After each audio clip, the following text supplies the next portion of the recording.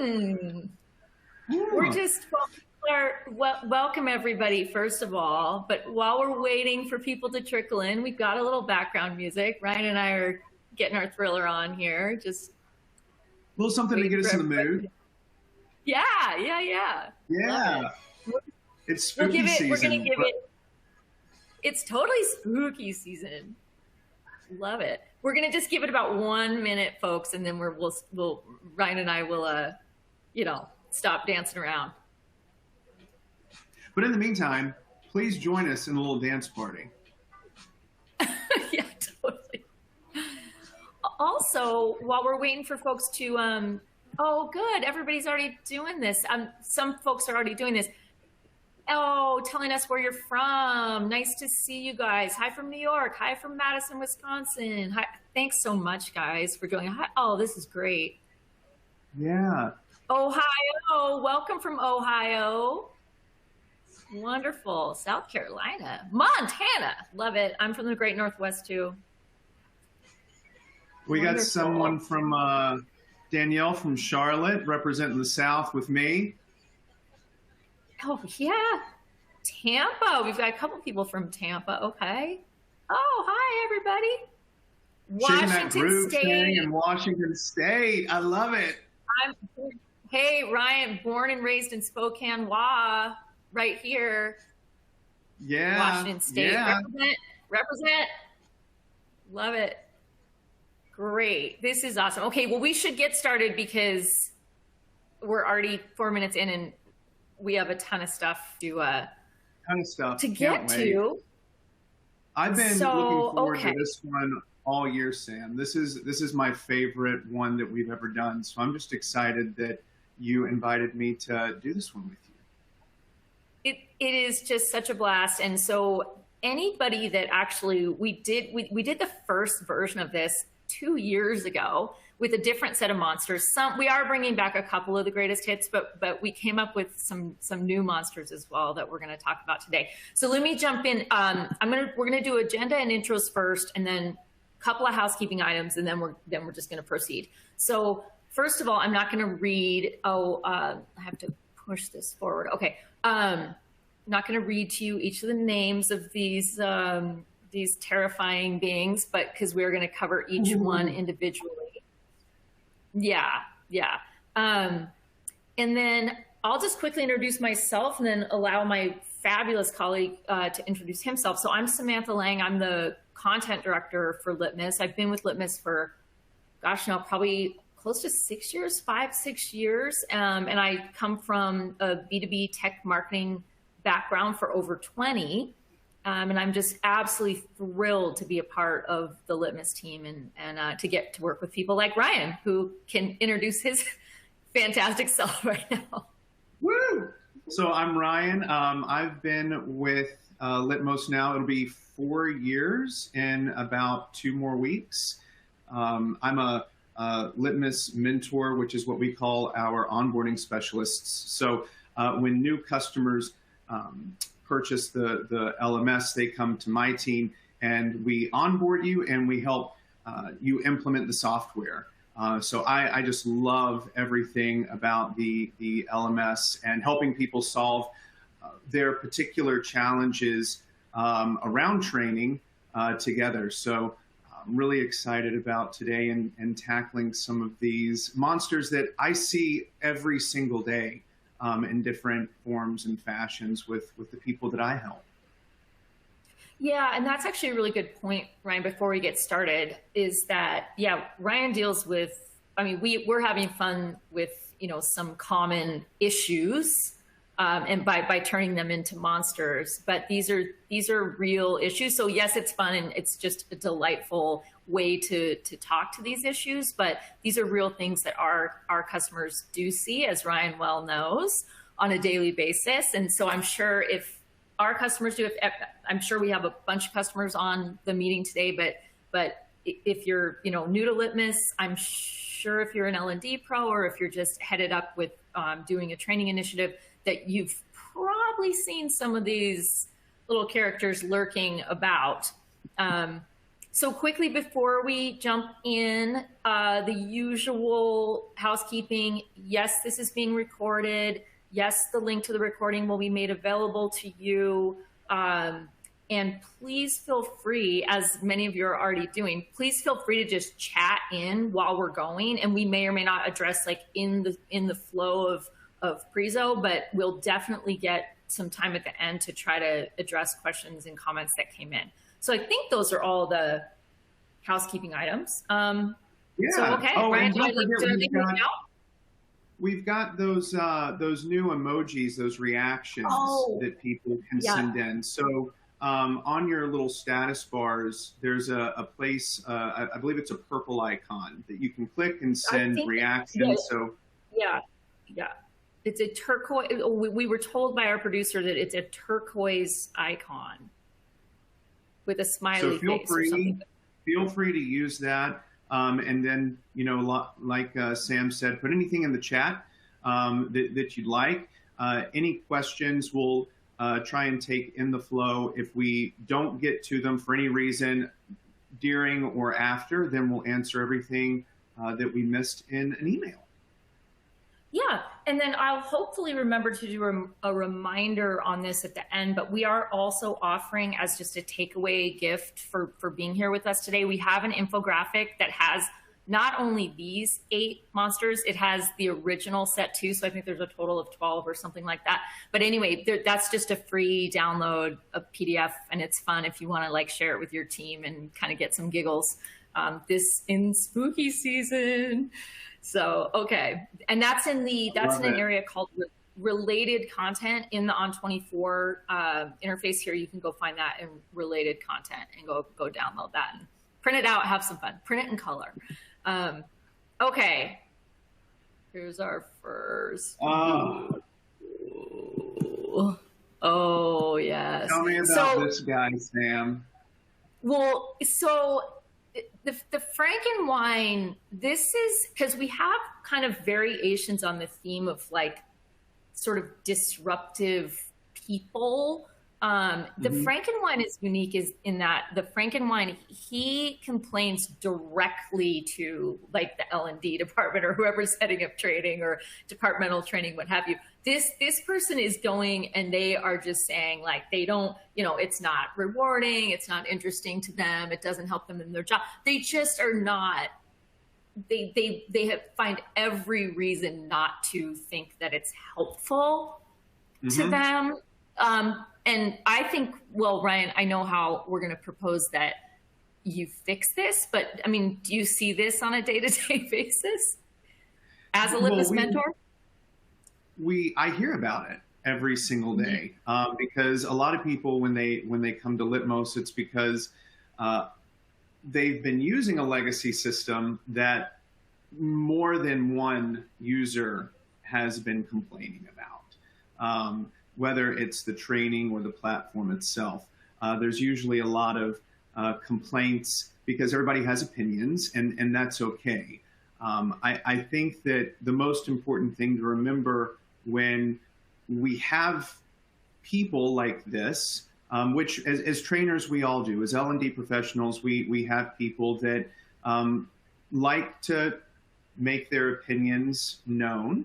But I think the most important thing for us to do is to remember that we have to listen to them. Yeah, and I think, you know, I know that that's probably the main, well, now we're going to show, this is a inside of Litmos thing, but I mean, this is of course about listening skills, but that's more to the L&D team. But even simple things like this, Ryan, like just giving people an opportunity to just send feedback. I mean, exactly. So what we're showing is ways to do this in Litmos through the feedback button, through receiving direct messages in the platform. But no matter what you're using, we have to remember that our customers are our users. And most of the time when you've got someone who's complaining about the training, we need to dive a little bit deeper into what they're saying and give them the forum so that they can submit that feedback to us, and we can accept it, and then we can make changes that may need to be made at that point. Another great thing you can do in the platform is using recommended courses. Now, why I love recommended courses is because you just turn it on and forget about it, because this is what the AI is doing to serve up content to the user. Because these people typically are complaining about things like the training's irrelevant, it has nothing to do with anything that I'm doing. So the great thing about the recommended courses is it can show them things that are relevant to them based on their job title. It can also show them things that other people are taking in that moment. So if we go one more slide over, yeah, right here. So I like both of the top two categories on the previous one. Yeah, when you pull up that animation there, because we can show them and serve up the most popular courses. So those are, historically what the most popular courses are, but we can also serve up what's trending in that moment. So the things that all of their colleagues are taking too, and they're not having to necessarily go through everything in the library or revisit things that they've already taken. Mm-hmm. Yeah, and now, as you and I both know, some of this AI stuff is so cool that basically it's like a learning recommendation engine, the same way that we all experience in our day-to-day lives on, let's just call it out, Amazon or what have you, or Spotify or whatever, where you're getting things recommended to you that are targeted on your past behavior and your interests and other mysterious, metadata type things. But that makes people feel like, oh, actually this is really geared toward something that's going to help me or something that I'm going to be interested in. Exactly. These last two, points here, the offering compelling content and, creating a rewarding and engaging learner experience. These are, two of the most difficult things that we see, that I see just day to day. So compelling content is something that is engaging. It's something that's relevant to the users. So not just putting everything possible into someone's library, but curating specific tracks for people to take. And then one thing that I love about Litmos is just how easy it is to create this learner experience with custom brands, with just easy to navigate items in the UI, like your logos and your color schemes, and just adding elements that you don't need to be a programmer to do. So we really have to take a step back, and one of the things we try to address during the mentor program is thinking about training very holistically, and not just from a compliance standpoint. Compliance is part of everyone's training, but we really want to make sure we're engaging with our users where they want to be engaged. Yeah. And we're going to talk, as to everybody on the webinar today. We have an entire monster dedicated to content.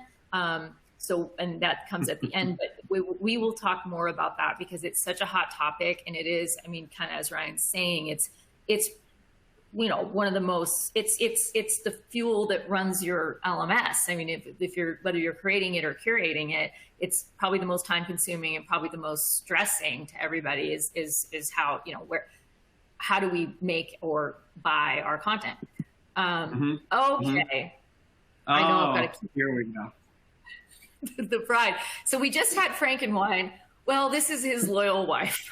Fabulous hair, really, really great hair. But so she's a loyal wife and she's a great listener. So she listens to her main squeeze, talking, just complaining, blah, blah, blah. But the difference is that her husband, Frankenwein, he complains directly to the training, like the people that are creating training, what in whatever roles that are, whatever roles those are, L&D, HR, departmental, what have you. This one is this is a more sort of mischievous monster because she's actually a gossip within the ranks.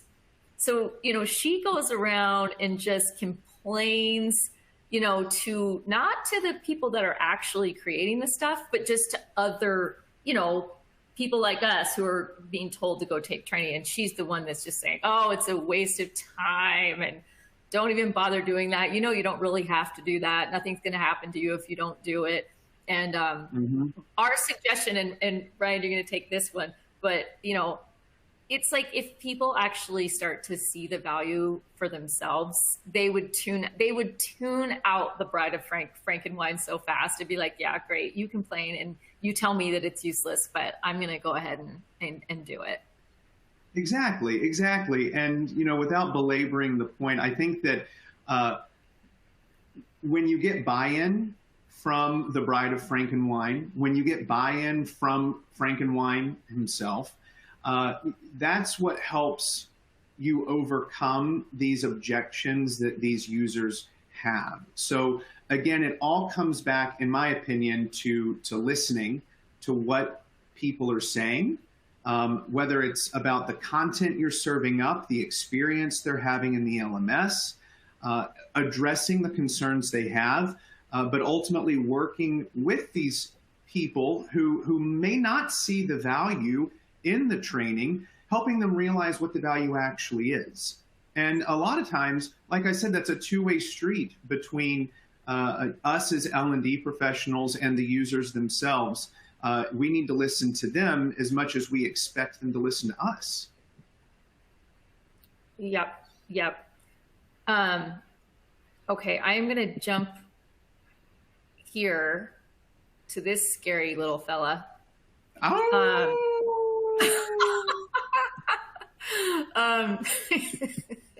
So this is something that we would, as Litmos people, I think, take a lot of pride in, that hopefully the Litmos customers on the webinar today don't have many problems with this, because this is the person who can't find where to go or what to do, or they even, I mean, I would even go as far, and I mean, Ryan, you obviously know this on a day-to-day basis, but even stuff of like, is it hard to log in? Is it hard to even know, am I supposed to log in through the CRM system? It's integrated?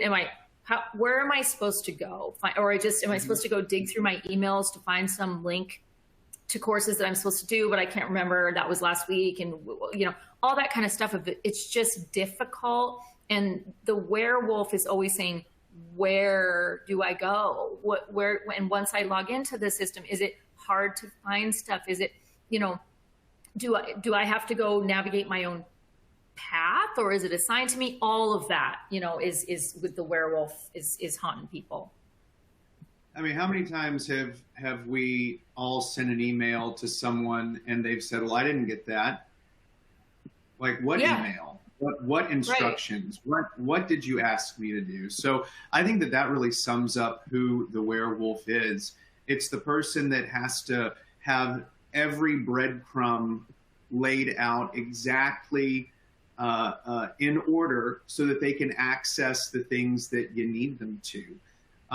So if we go to the next slide and start to talk about how we can address this guy. So typically when these folks have trouble, it's because of an aversion to change or an aversion to technology.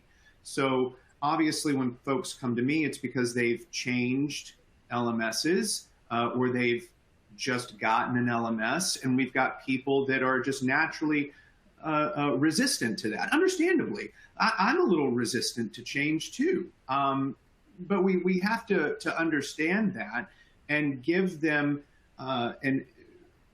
things to make them feel more comfortable. So what we're looking at right here in Litmos is just a simple pop-up message. And we use this internally in our own LMS with a welcome video that is front and center, and it is just a warm and inviting message that's quick and simple with someone who is recognizable in the company and trusted in the organization, that gives a brief welcome and some instructions about what to do. And if we move to the next slide, then we can talk about the ways now that we're getting them and welcoming them in the platform. How do we make the things they're looking for easy to find? So when we think about tagging our content, we're not just talking about how they can search for a course based on its title or based on its description, but we're really thinking about the way a user is going to search for a particular piece of training, and we're tagging it with those keywords, with those key phrases. This is especially useful for users that might be spread out across different regions. So they might refer to something differently than other people. So like my classic example in all of my trainings is we have a coffee course, and it's a course all about coffee. And I have users in the United States, and I have users in France. Well, my users in France don't drink coffee, they drink espresso. So when they go to the LMS and they're looking for that espresso course, they're not going to get anything. So if I tag my coffee course with espresso, then now everybody receives the same training. But you got to think about how you optimize that experience for your users, and part of that is in the design of the LMS. So using things like the HTML banner, and by the way, shout out to all of my friends in marketing, including you, Sam, because for all of my L&D folks out there, for all of my trainers on the call, marketing is your best friend when it comes to getting things like HTML banners. These are the folks who have all of those things on hand that can easily be added into the platform. You can put them on a carousel, and you can advertise what new course offerings are, who to call if they need help finding something, or if they need help getting into a course. So, I think that there are a lot of ways to, and if we go to the next slide, we can see just what a sample banner looks like. Oh, go ahead, Sam. Oh, I was just going to say, Ryan, we just see, to everybody, with us today, we see some of our customers doing the coolest stuff. I mean, I don't get to see a lot of UI and I get to see some of it as a marketing person, but wow, some of our customers are just doing fantastic custom HTML so that whenever a learner, enters the learning environment, it feels like the company, it feels like the familiar setting. And it just, there's just a place in our brain where it's like, oh, okay, this feels like home. I know where to, I'm going to go look around here. But yeah, and we do it well ourselves, of course, here. The dojo is what we call our customer training center for those of us, or those of you on the webinar today that aren't familiar with that. We just use the martial arts metaphor for our customers, so you can come and get a white belt or a green belt, whatever order, green belt, white belt, black belt. You can come, become proficient at whatever level by doing your training in our customer training center, which is again called the dojo, but that's what we're showing here. And you can just do cool stuff and just make it, like Ryan's saying, maybe a little help from your marketing department, or if you have a graphics person, a designer, but you can do you're free to, there's so much flexibility in this custom, the custom UI stuff with Litmos. Yeah, and I know we're going to get to culture at a later point in the presentation today, but when you're thinking about that HTML banner, one of the best ways I've seen it leveraged is around whatever your culture of learning is. And within that banner, that design is informed by that culture. I've seen everything from learners coming into a garden, learners going into outer space. The sky's the limit with those. So I encourage everyone to really think about how you can show off elements of your learning in creative ways like that. And then just kind of tying a ribbon around this idea for giving these breadcrumbs to our werewolves is bundling your training, because if anyone out there is anything like me, I get really overwhelmed really easily. So if I go to a library in an LMS and it's just an alphabetized list of courses, I'm immediately going to exit out of the LMS because I'm overwhelmed. I don't know what's relevant to me. So one way that you can help overcome that for your users in Litmos is using collections and really bundling those together and serving them up so that if I'm in sales, here's where I can go to get all of my sales enablement training. Or if I'm in customer success, here's where I can go to look at all of the different ways I can communicate with customers and overcome some of their objections. So I just encourage everyone to really think about ways you can curate and serve up the content to users in a way that makes it easy for them. Yeah. And actually, Ryan, I'm just going to step back for 1 second to just speak to a comment in the chat regarding the design, the HTML banner stuff. And thank you. We've got a comment from JP, who is clearly a Litmos in our Litmos community. And it just to let folks know, there's among our customer training courses in what we were just showing in the dojo, there is, and I'm just reading JP's comment, there's a customization course in the dojo that shows how to customize banners, etc. The HTML and CSS codes are offered in the course. So just thank you. Yeah, thanks for backing us up. Yeah, thank you, JP. And for everyone who might be interested in that, if you log into the dojo and go to the library, it's the second learning path that's listed. It's called Instance Customization Pro. And our good buddy Josh Barton will take you all the way through the very basics of branding, all the way through CSS, HTML, JavaScript, the whole 9 yards, with actual examples and things you can take away and use in your own Litmos instance. Yep, great.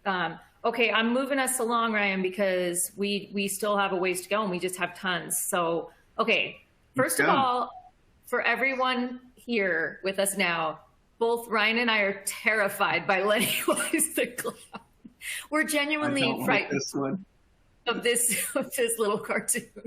But he, some of you will get the reference to, Pennywise. But anyway, you can Google that right now. But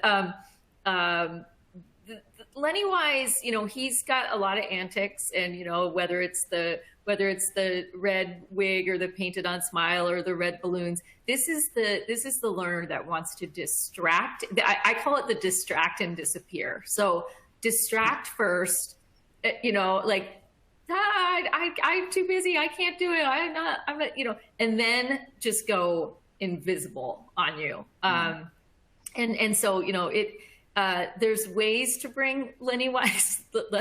I'm looking at some of the chat, which is really funny.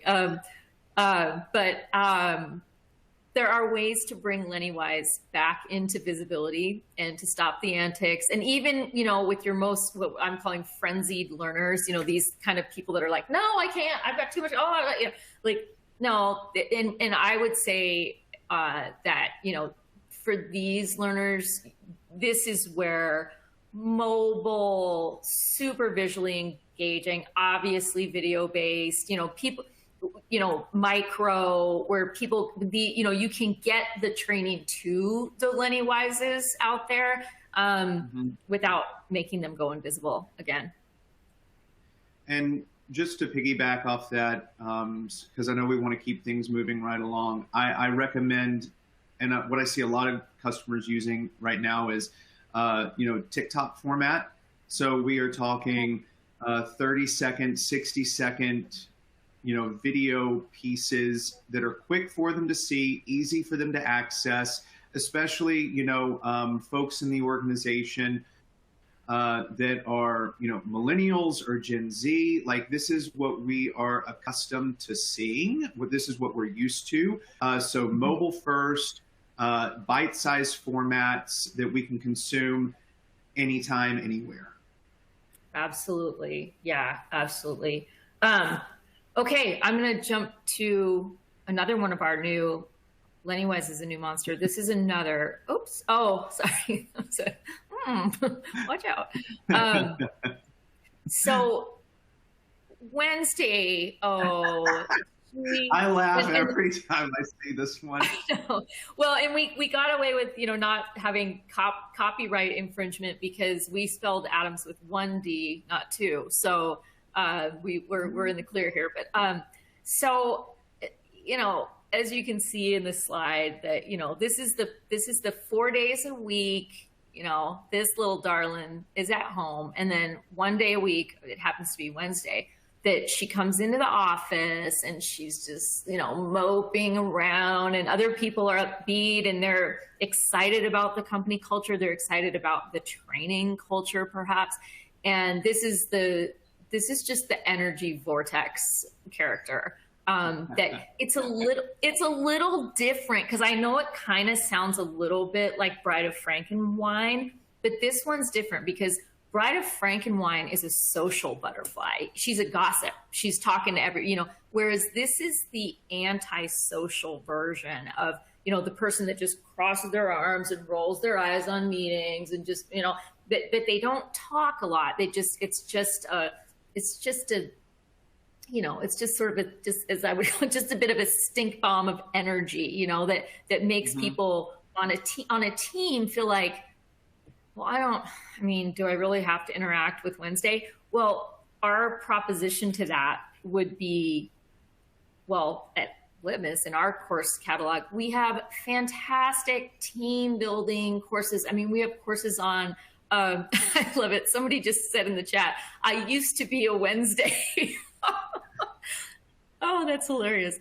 Thank you, Sean. That's funny. I used to be a Wednesday. But we have fabulous courses on, diversity and inclusion, on soft skills training, on active listening, on, all these things that social skills. We have these courses in the Litmos training content library right now, stuff that for a Wednesday, that's what I'm saying, does someone need a group hug? Sometimes people like this are really just drawing attention to themselves because they do feel left out. And training can be a great way to make them feel a part of the team. And, we partner with, we integrate with, the web conferencing companies where you can do, group it doesn't always have to be by yourself training. It can be, you can do these things to make somebody and DE&I is such a huge trending topic right now. Like, make somebody like a Wednesday feel like she's not excluded. So that's my big soapbox on that. I think it's a great soapbox because no one wants to feel excluded. Now, everyone works differently. Some people thrive in team environments, and some people thrive as solo artists. The point here is that if you thrive as a solo artist, that's okay. I still want you to know that you're a valuable member of the team. So helping people understand, again, where their place in your team is, excuse me, and how their contribution is valuable, is the best way to bring people together and help Wednesday maybe become a Thursday. That's awesome. That's so good. Yeah, and thanks for everybody in the chat that's having fun with this one. Okay. Okay.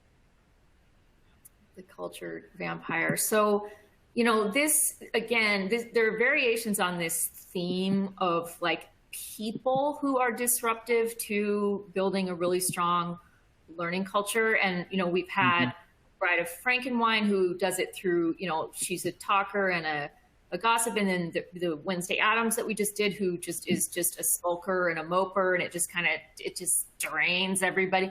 This is probably the most powerful negative influence on if you're really trying to build a strong learning culture, because the culture vampire often is in leadership or executive level. And these vampires suck the lifeblood out of a training program because they will proactively let people know that, training's a side thing. You don't do that during your regular work hours. That's not part of your job. And, it was funny.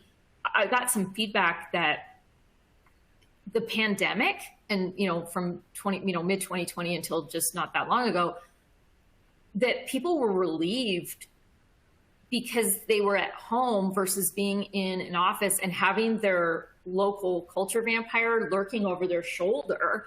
If they're doing training and the culture vampire is higher up, it's an exec, presuming we're talking about who's doing training, but that, then they're sharing their screen because they're like, oh, I should be like doing a spreadsheet or something. I shouldn't be on this training right now. Maybe I'm not supposed to be doing personal development, doing soft skills training, doing what have you. And so the pandemic gave people like additional freedom to actually explore personal and professional development a little bit more, which I thought was really cool. A little bit of feedback that I got, little feedback from the street there. Yeah, the culture vampire is one of my least favorites, because we've been talking about individual contributors for the most part up until this point. And then when you get to the culture vampire, this is that person who's in a leadership position who is actively bashing what you're trying to do. And it happens all the time, where you finally got your new LMS, or you finally got this new content, and you're so excited. And then there's someone else in the meeting who's just rolling their eyes and saying, well, what's the point of this? Like, people need to be working. They don't need to be training. So, because training's not working. No.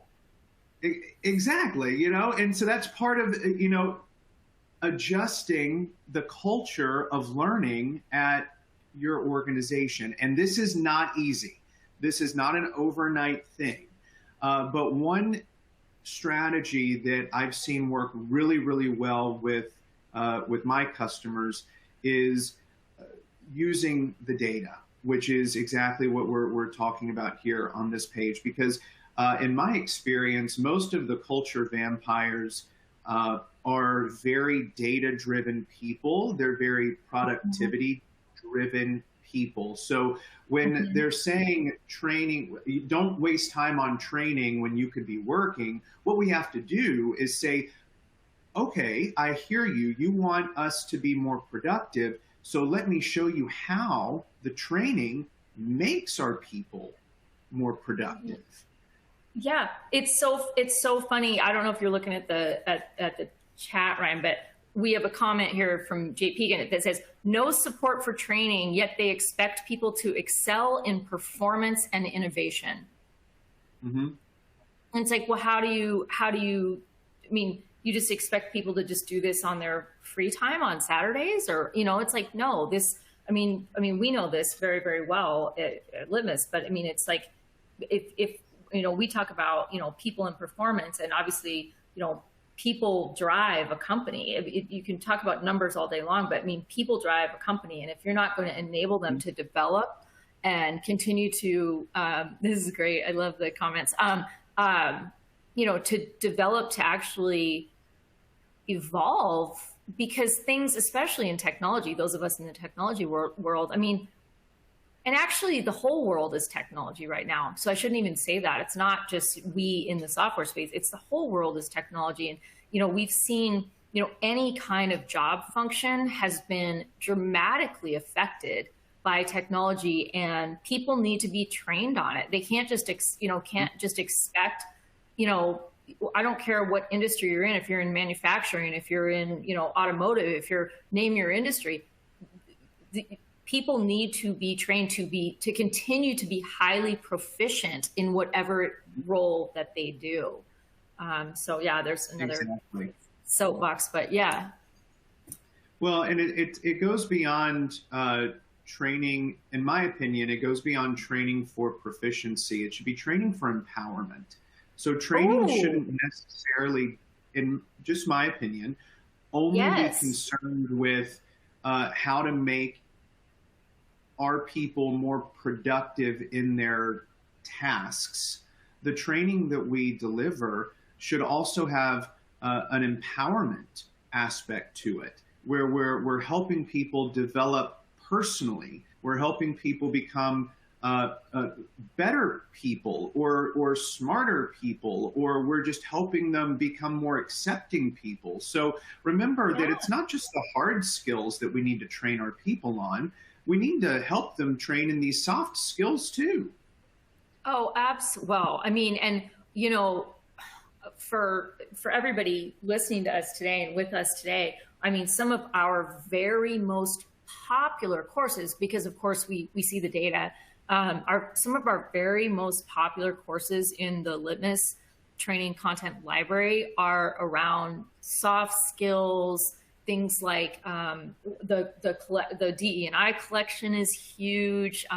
The neurodiversity stuff is very popular. So I mean, we Mhm. see, you know, what these things that, you know, we beat this drum really hard, but you know, it's not all. I mean, of course, skills training in a particular job is essential, but some of these other things that used to be considered nice to haves, like, you know, that, oh, isn't that cute and fluffy and blah blah blah.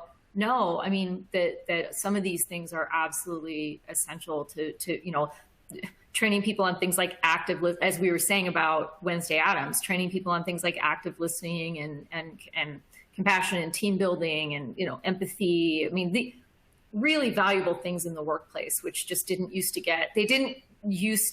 get fair enough cred that they are starting to. Exactly. And I'm watching some of the chats come through. And one of the ones that I really, really like is uh, JP again mentioned that, you know, measuring how effective the training is should be a part of every trainer's design process. And what I love about Litmos is how easy it is to measure how effective that is. And what I encourage all of my customers to do is a little test between, you know, two teams, and usually like a sales team or a customer success team, some sort of customer focused team is the best way to run these tests. And you split them in two, and you give one the training, and you give another group no training. And you just wait and see, okay, if it's a sales team, if we empower and enable them on all of our products with this new training that we're developing, how much faster are they closing deals? Or if it's a customer success team, how much better are they able to retain our customers? Because every single company out there needs new customers, and we need to retain the ones that we have. So what can we do to make sure that we're giving our people, we're empowering our people to do those things?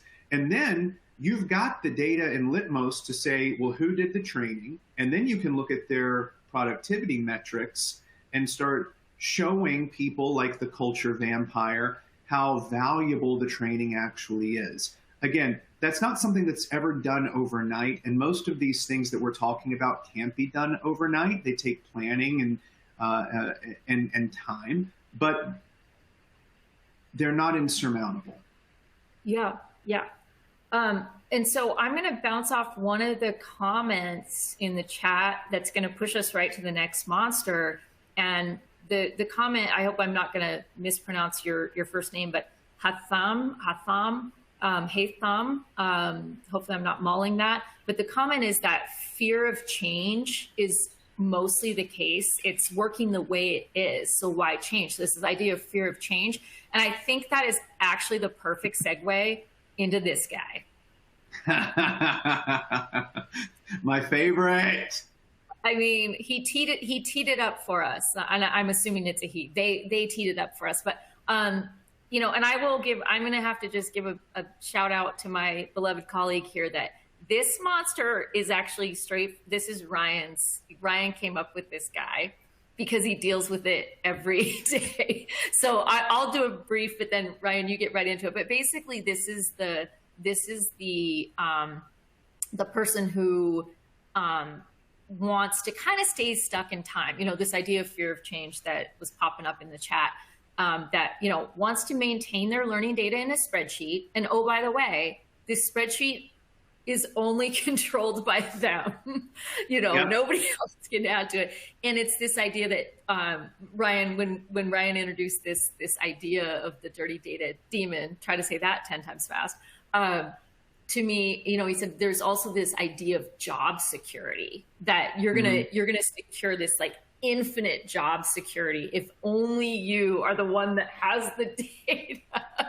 But obviously that's not helping the organization, and it's not taking advantage of technological capabilities that live right in your LMS as far as reporting and automating things that do not need to be manually done. And as it says on the slide, the horror that this imposes on the rest of the team. And you can think about that of like watching someone with these like senseless acts of manual, time consuming, error prone being a big problem of data management. And it's just, it's like, okay, there are ways to, Ryan, how do we bring the dirty data demon into the light? Well, first of all, we have to get the dirty data demon by the horns, and we have to have a serious conversation with him. And oh, Sam, I think someone's here. Sam, who's here? Oh no! Oh, no. Oh my goodness! We have to keep things the way they are. We can't change. Significantly. This webinar is very stressful for you because it's really putting some years on you. It really is. I want to see it one more time. You're trying to keep me with my hat. Oh yeah, I think I did a pretty good job. So the point of the mask is because the dirty data demon is someone who is stuck in their ways. And one thing that will keep everyone's learning organization in the past is continuing to rely on manual processes. The reason why we encourage all of our people to integrate with some sort of user management software is because that's the source of truth.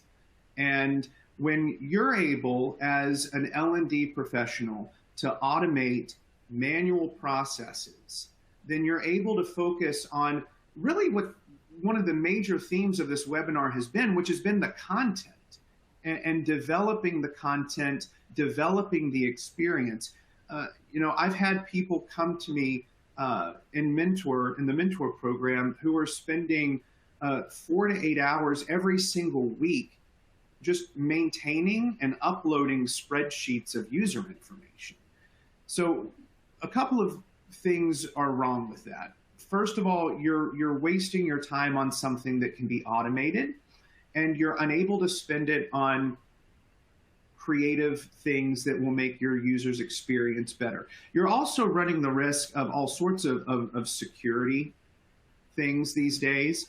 And if we're able to automate processes like people moving within the organization, then they're automatically seeing the training that makes the most sense for their role.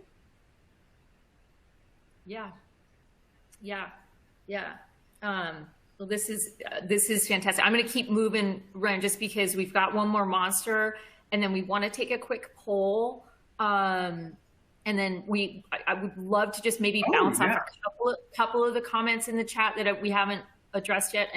And absolutely, I love the comment that we just got about encourage those. This is from Ada encourage those that are afraid of change to read Who Moved My Cheese, Who Moved My Cheese, which is an oldie but a goodie, but super cute book with a powerful message. And that's great advice to everybody who needs to go order a new book this weekend.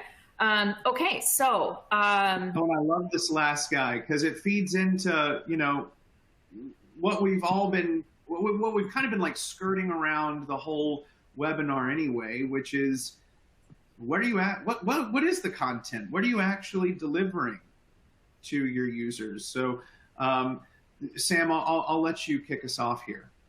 Oh, I mean, this one sort of speaks for itself, and it's, I mean, I think everybody's familiar with, as we've been saying, that content is like really difficult part, and that means whether you're creating it yourself using, you know, for Litmos people on the webinar, you know, using content authoring that's built into the LMS, or whether you have some other tool that you use and then you import those courses into your LMS, or whether you're just buying most of the stuff off the shelf. I mean, it's just, I think, probably the most strategically challenging piece, but I could be wrong about that. Ryan, you take it from here. But basically it's about this idea that, like, if you're not constantly reviving, pun intended, your content, then it's going to get mummified, and then it's not very effective. Well, that's the point, is that if you're not freshening up what you've got, then it just becomes irrelevant. And one of the ways that learners know that your training is irrelevant is the way that it's delivered. So we've all seen training that's just a slide deck loaded up into an LMS, or PDFs that you click through. Nobody wants to do that anymore because there are so many other ways to deliver that content. And I think that LMS admins, we get scared of how we're going to make that work because we're not instructional designers by trade. And the trick is to find a tool that's easy for you to use. So, you know, like the first car that I had, you know, wasn't a Mercedes-Benz with all the bells and whistles.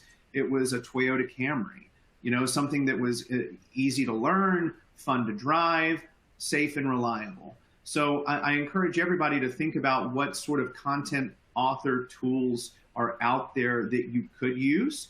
I know in Litmos, we have our own that's built natively right into the platform. And what I take all of my customers through is, just an exercise about reimagining the content we already have, because we already have training videos, we already have PDFs, we already have PowerPoints.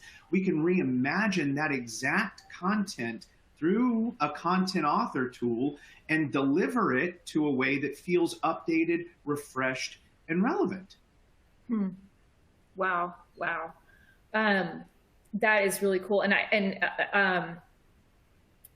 I'm just looking at some of the other comments. I'm not familiar with, I don't know, Ryan, if you're familiar with One Huddle is a company. I'm not sure if that's I don't know if that's a competitor or what, but yeah, I mean that there are, you know, all these different ways to keep people engaged, and you don't, you know, I actually, I can't remember if it was you, Ryan, or if it was another person on our team, but it was this idea that, like, you don't have to have a master's degree in instructional design, or, you know, I mean, I think that was you talking on another, you know, session that we've done, but, you know, this idea that, like, you can actually do some of this stuff yourself, and it doesn't need to be so overwhelming.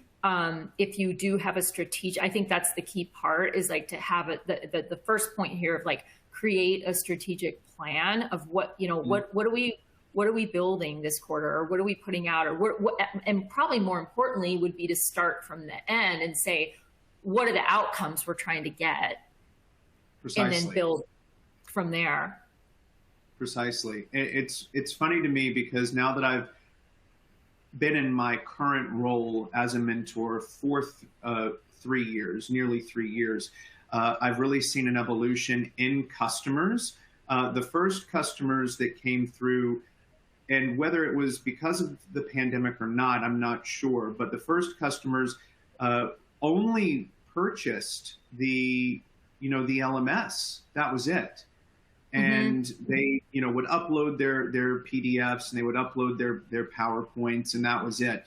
And then sometimes soon after the pandemic, now suddenly people are buying the content either from us or from someone else. But it's not just LMS admins or training admins that I'm onboarding anymore. Now it's instructional designers too. So that last point there, let the pros do it. Whether it's an instructional designer that you have in-house or that you outsource or you purchase content from someone else, it's one more thing that people, especially in a remote or hybrid environment, just expect to have. They expect to have updated, refreshed content. So if that's not something that you're able to do, it's okay to outsource that and let someone else help you. Yeah, and then Ryan, I'm going to launch a poll here in 1 second because we're running out of time, but I would also like to take off my witch hat for 1 second and put my sales and marketing hat on and let people know that you don't have to run the Litmos LMS, the Litmos training LMS, to use the Litmos content. Okay, so I turned from a witch into a salesperson for a moment, but you can get Litmos content without being a Litmos LMS user. Okay. I'm going to jump right to, if you don't mind, Ryan, do you mind if I jump to the poll? Because we are like TikTok. This is the Litmos content library. We're going to skip that. Okay. I think it launched. Maybe in the chat, you guys can tell me if everybody can see this. But the question is, which of all these monsters that we just introduced you to, or some of them you might be quite familiar with, but which one scares you the most? Scares your organization the most? So can everybody see that? Maybe somebody in the chat give me a thumbs up or something. Oh, good. Okay. Thank you, Luca. Awesome. Thanks for the feedback. I wasn't sure if everybody could see it. You never know. You never know. I know which one scares me the most. I know. Well, yeah. Thanks, well, John. Thank you. I guess Lenny-wise scares me the most, like graphically. Yeah. But the dirty data demon is honestly, because I see that one really mess up programs the quickest. Yeah. Well, I mean the dirty data demon, I love it. Tongue twister. The dirty data demon, he's your baby now, Ryan. He's your baby. You brought him into existence, so he's all yours. Okay, so while these results stream in, because we are out of time, and this has been fantastic. Thanks, everybody. There's just been a ton of chat. Is there anything else that is just a burning question while we collect poll answers? I'm scrolling through the tons of chat here. It's just, I love it. The painting, Michael, it's like painting. If you're too focused on the little things, strictly operations and the results, you'll never step back and look at the bigger picture. That's such a great comment. I feel terrible for the person who has pathological micromanagement. That's, oh goodness. Any other, Ryan, do you see any other comments that we absolutely must address in the next, 60 seconds? No, I think we got to all of the questions too. So why don't we just take a quick look at the poll results, see what everybody had to say. Let's see. Okay. The culture vampire. Oh, the culture vampire. Yeah. Wow. That's a hard one too, because that's someone typically in leadership, like we said.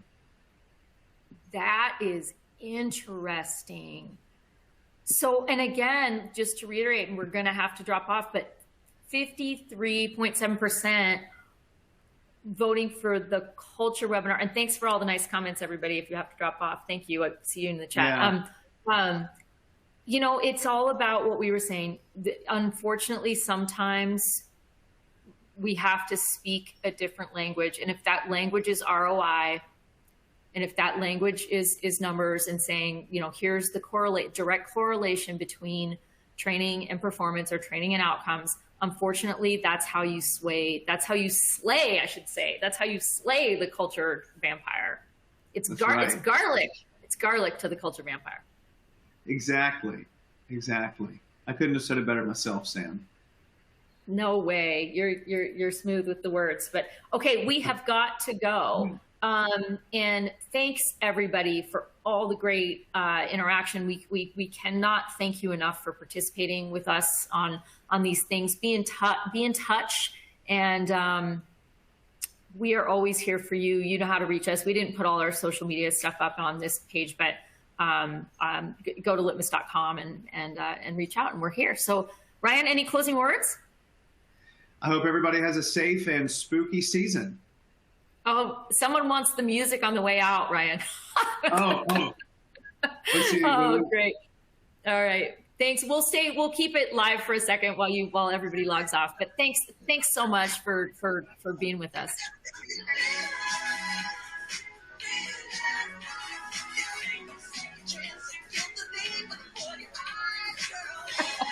Thanks, everybody. We can close it out. Thanks,